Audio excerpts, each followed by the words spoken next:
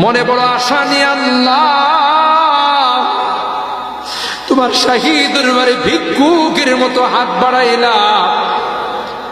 তুমি যদি ক্ষমা না করো, কে আমাদেরকে ক্ষমা করবে? কে আমাদের মাফ করবে? ভিক্ষুকে একজনের কাছে ভিক্ষা না পেলে আরেকজনের কাছে পায়। এক দুয়ার থেকে বিতাড়িত হলে আরেক দুয়ারে যায়। তোমার দরবার থেকে যদি মাহরুম হয়ে যায়, বিতাড়িত হয়ে যায়, কার কাছে যাব? কে আমাদেরকে ক্ষমা করবে? মালিক রে, কাঙ্গালের মতো হাত বাড়াইলাম, তওবা করতেছি, আর জীবনে কোনোদিন নামাজ ছাড়ব না, আর জীবনে কোনো গুনাহ করব না,